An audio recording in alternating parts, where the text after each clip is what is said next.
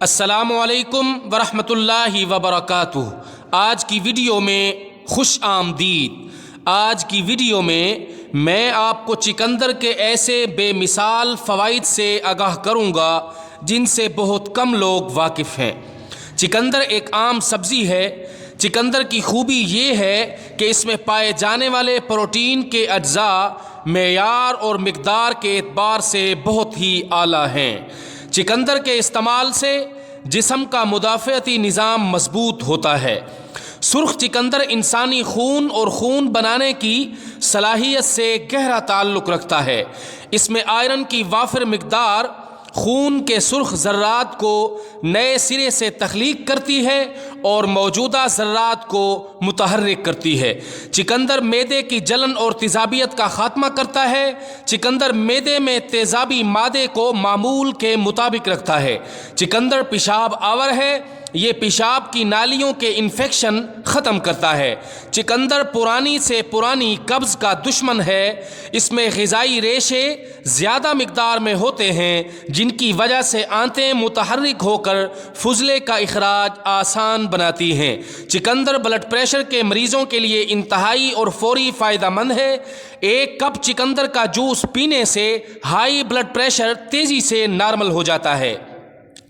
چقندر میں موجود اجزاء خون کی نالیوں کو پرسکون کر کے انہیں پھیلا دیتے ہیں جس سے خون بآسانی گردش کرتا رہتا ہے۔ چقندر میں موجود پروٹین انسانی قوت برداشت کو بڑھاتی ہے اور مخبوط الحواسی یعنی حواس باختہ ہونے کے مرض کا خاتمہ کرتی ہے۔ چقندر کے استعمال سے دماغی صلاحیتوں میں اضافہ ہوتا ہے۔ چقندر ڈپریشن کے مریضوں کے لیے فائدہ مند ہے۔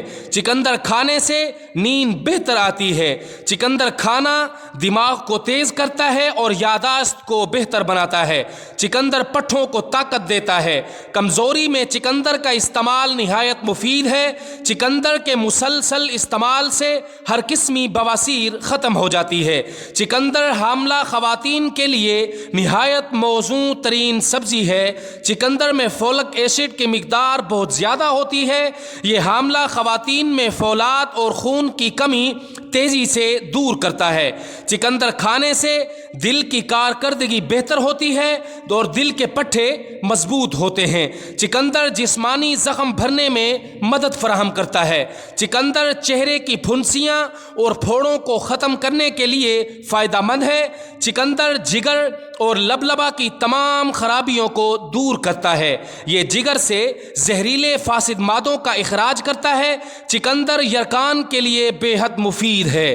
چقندر کا جوس ایک پیالی دن میں 3 مرتبہ پینے سے گردے اور مثانے کی پتھری ریزہ ریزہ ہو کر پیشاب کے ذریعے نکل جاتی ہے۔ اس سے گردے اور مثانے کا ورم دور ہو جاتا ہے۔ چقندر گٹھیا کے مرض کے لیے مفید ثابت ہوتا ہے بشرط یہ کہ مریض کو ذیابیطس یعنی شوگر نہ ہو۔ چقندر یا اس کے جوس کے استعمال سے پیشاب کا رنگ سرخ ہو سکتا ہے جو کہ قابل تشویش نہیں ہے۔ ویڈیو پسند آئے تو لائک اور کمنٹ ضرور کیجیے گا۔ والسلام۔